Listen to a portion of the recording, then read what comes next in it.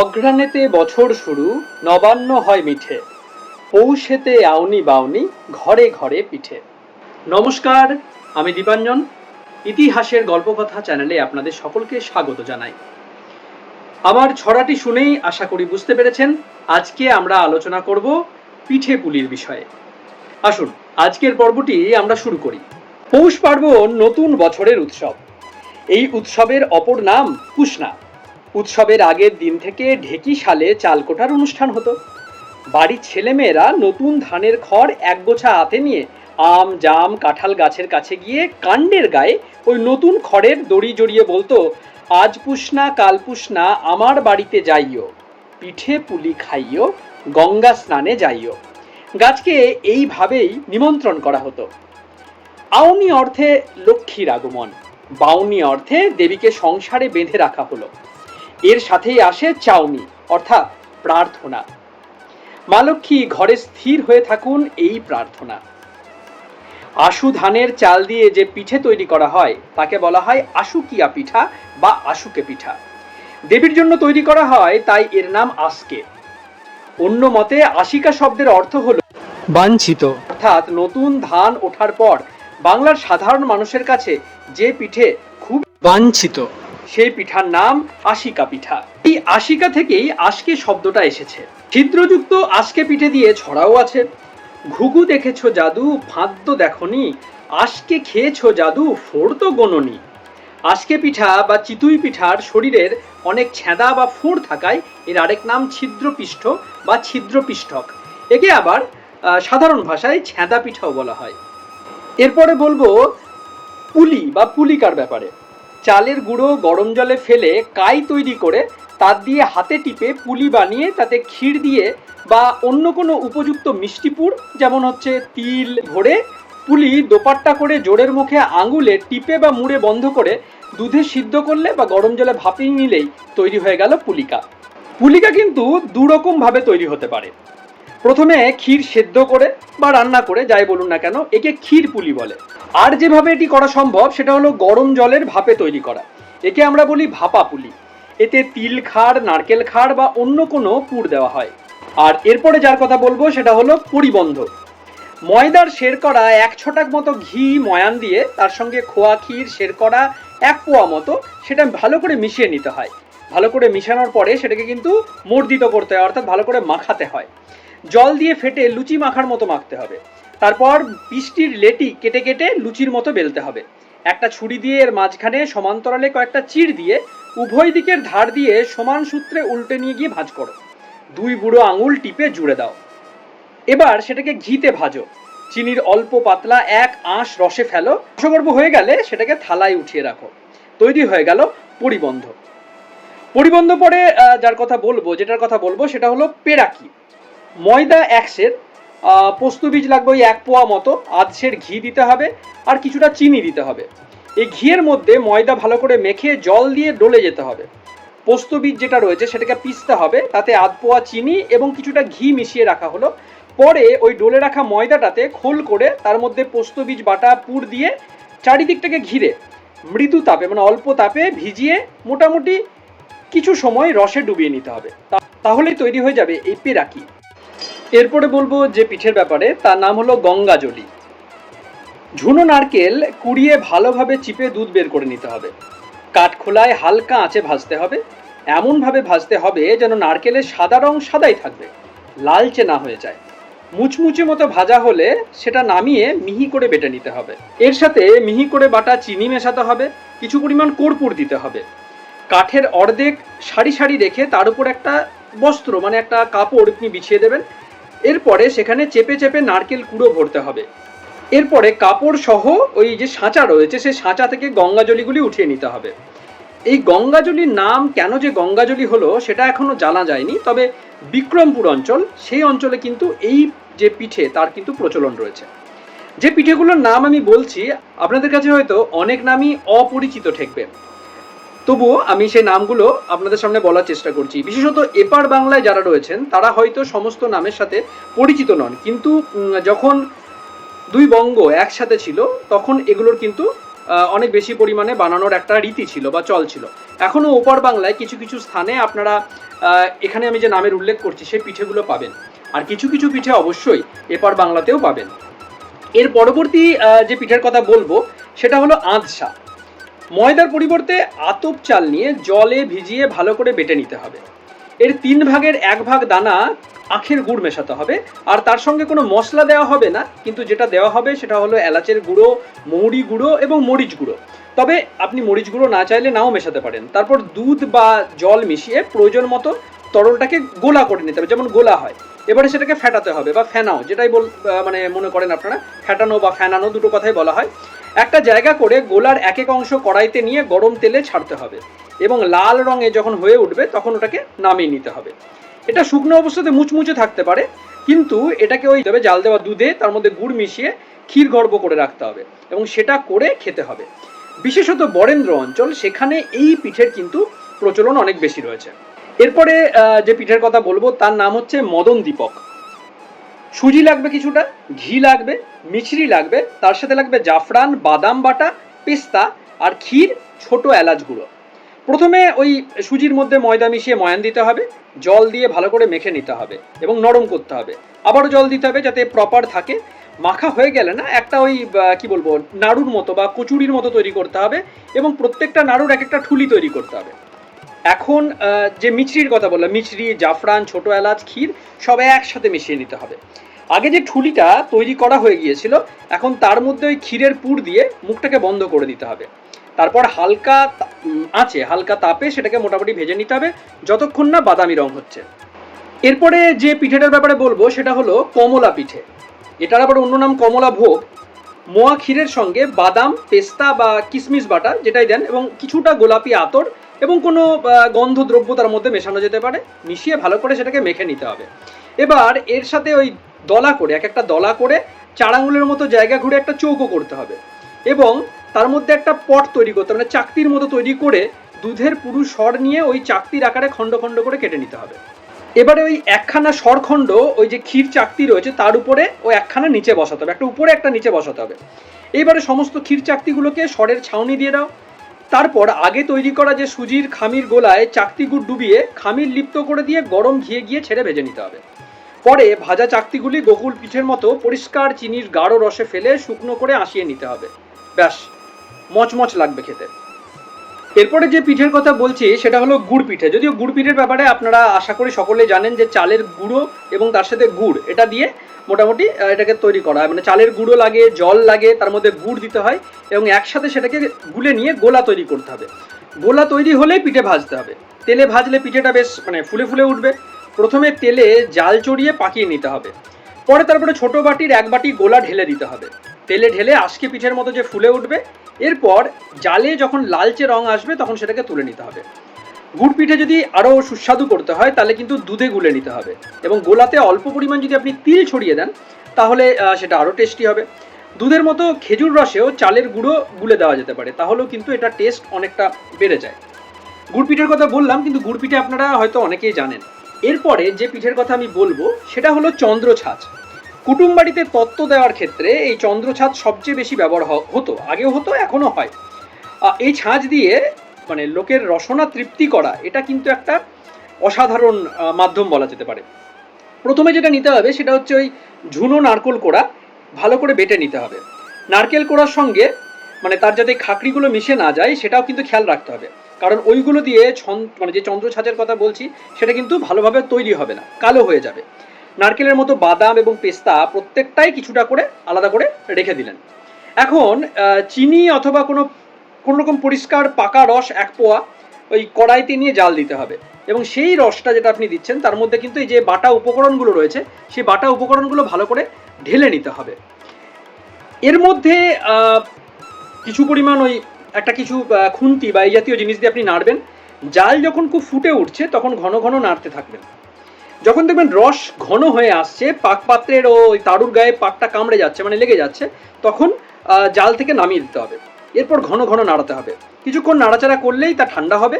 কড়াই থেকে তুলে অন্য পাত্রে রেখে ওটাকে জুড়োতে দিতে হবে, মানে ঠান্ডা যাতে হয়, গরম থেকে ঠান্ডা হয়ে আসে। এই সময় যার যেমন রুচি সে অনুযায়ী, মানে ধরুন কেউ আতরের টেস্ট ভালোবাসেন, কেউ ভালোবাসেন না। যদি বাসেন বেশি পরিমাণ দেবেন, যদি না ভালোবাসেন দেবেন না বা কম দেবেন। তার সাথে ছোট এলাচ লাগবে, কিছুটা দারুচিনির গুঁড়ো লাগবে এবং এটা সম্পূর্ণ ওর মধ্যে মিশিয়ে দিতে হবে। পরে এক একটা ছোট ছোট গুটি কেটে ছাঁচের ভিতর চেপে ধরে চন্দ্র ছাঁচ তৈরি করতে হবে। সহজ একটা প্রক্রিয়া। নারকেল বাটার সঙ্গে এখানে যেটা আপনি করতে পারেন সেটা হলো কিছু পরিমাণ ক্ষীর মিশিয়ে দিতে পারেন। যদি ক্ষীর মেশান, যেমন বললাম সেভাবে করলে যে টেস্ট পাবেন তার থেকে কিন্তু টেস্টটা অনেকটা বেটার হয়ে যাবে।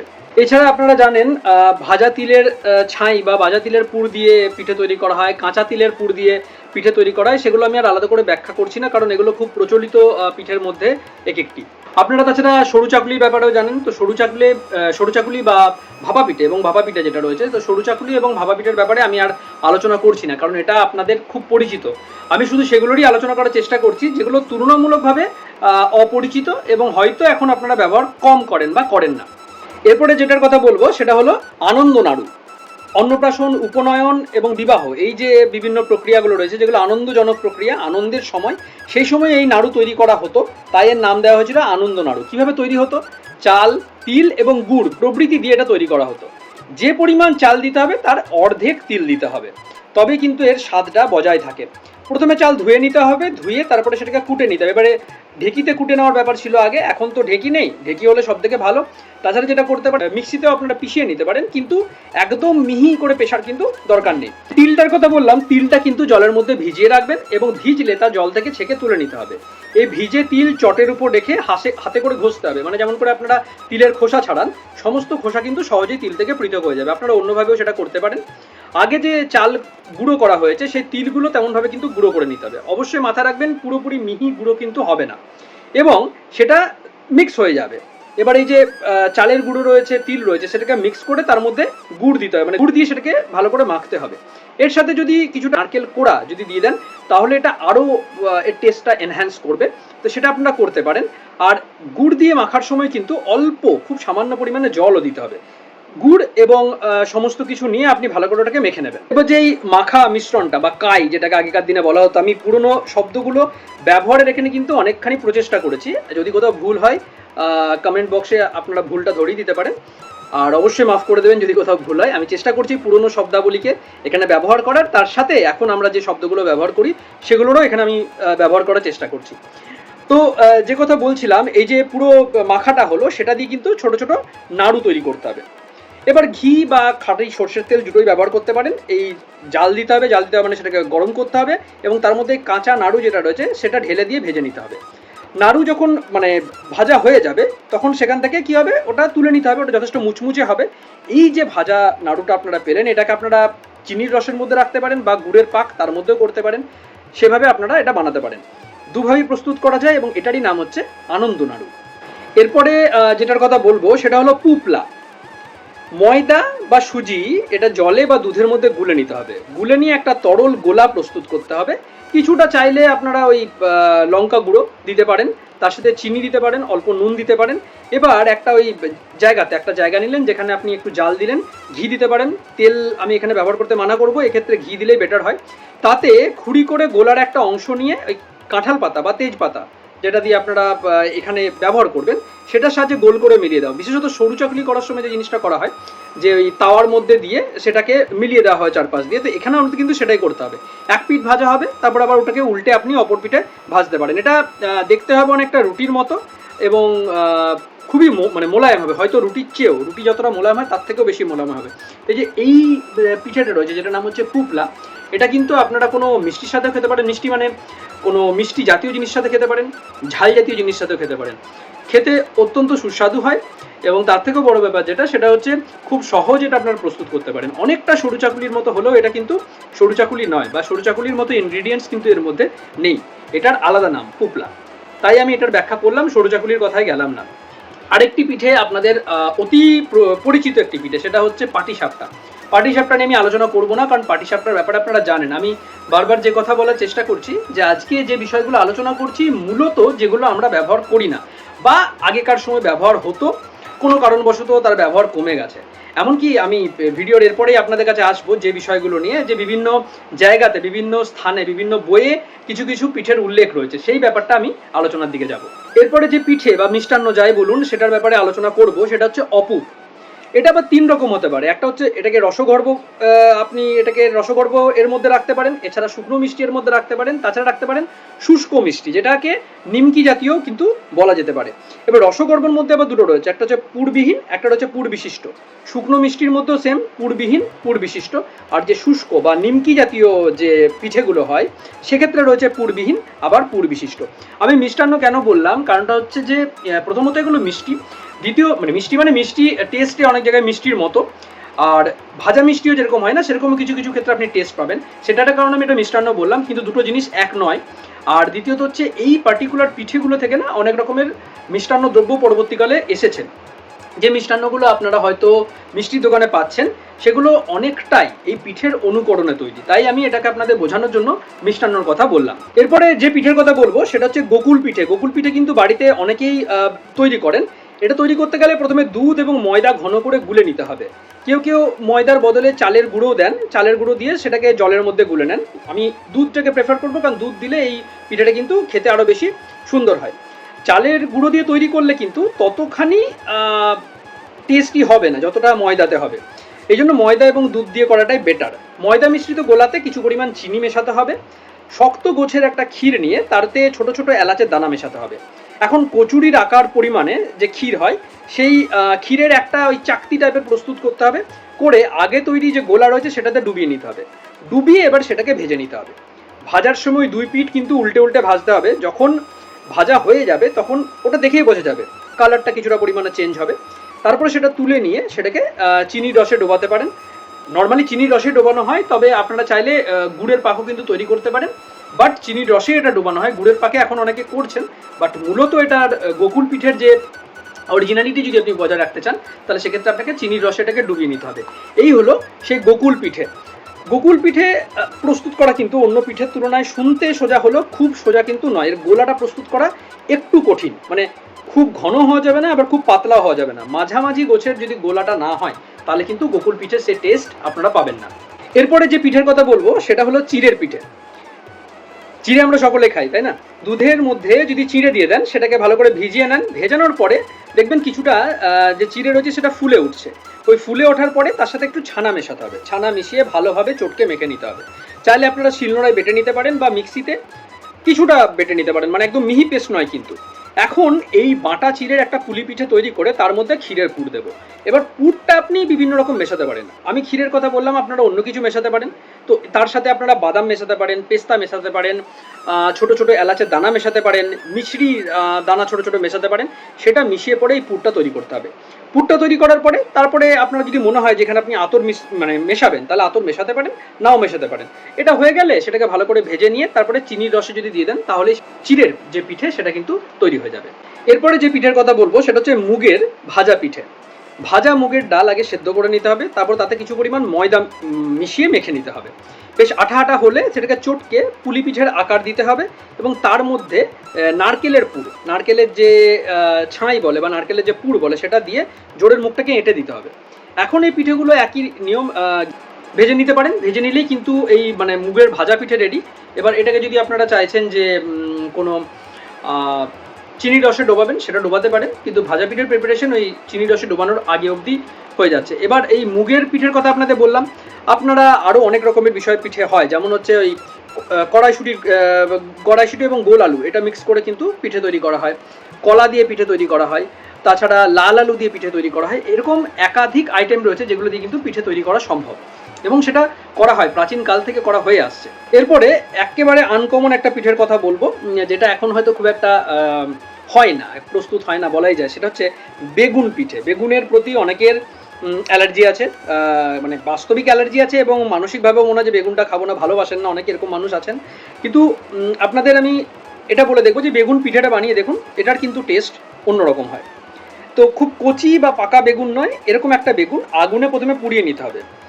সব থেকে ভালো হয় যদি কয়লার আগুন বা যে ঘুঁটের আগুন হয় তাতে পোড়ান। পোড়ানোর সাথে একটা জিনিস মনে রাখবেন, চারিদিকে মানে বেগুনের পুরো চারপাশে কিন্তু তেল মাখাতে হবে, এবং তেল মাখিয়ে ভালো করে পোড়াতে হবে।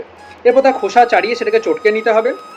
এর মধ্যে কিছু পরিমাণে আদা, এলাচের গুঁড়ো, মৌরি, কিছু পরিমাণ লবণ দিয়ে মেখে নিতে হবে।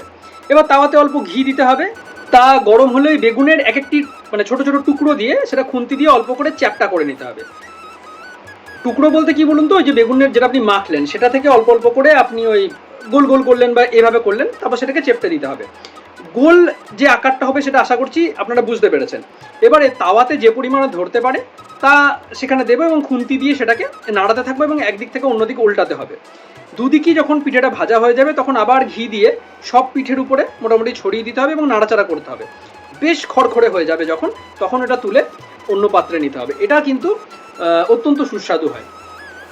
এবার এই পিঠেটাকে কিন্তু অন্যভাবেও আপনারা প্রিপারেশন করতে পারেন, মানে ধরুন যে এলিমেন্টসগুলো আপনারা দিলেন, চাইলে সেটা পরিবর্তন করতে পারেন। যেটা হয়ে আসছে আমি কেবল সেই প্রিপারেশনটা আপনাদের সামনে তুলে ধরলাম। চৈতন্য চরিতামৃতে কিন্তু এই ঘিয়ে ভাজা পুপির কথা উল্লেখ রয়েছে। এছাড়া রয়েছে পুপলা, পুপালি, এইগুলো নামেও ঘিয়ে ভাজা বিভিন্ন পিঠের কিন্তু উল্লেখ পাওয়া যায়। এই যে পিঠের কথা বললাম, এই পিঠের নাম আবার পাটিসাপটা। পিঠে এর সংস্কৃত যে শব্দ সেটা হচ্ছে পিষ্টক। চালের গুঁড়ির সঙ্গে গুড় মিশিয়ে ঘি বা তেলে ভেজে নিলে যেটা তৈরি হয়, যে খাদ্য তৈরি হয়, তাকে বলা হচ্ছে পিষ্টক।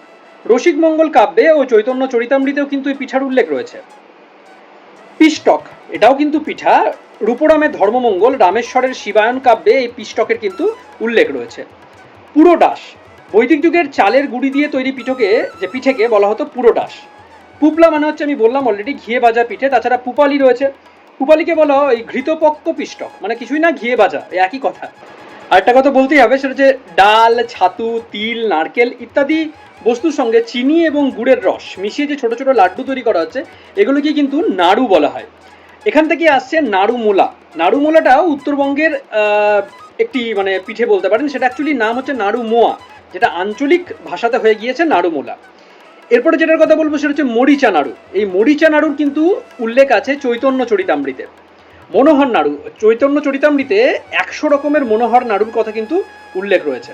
এই যে নাড়ুর কথা বললাম, প্রাচীন বাংলায় কিন্তু এই নাড়ুকে বলা হতো লাড়ু।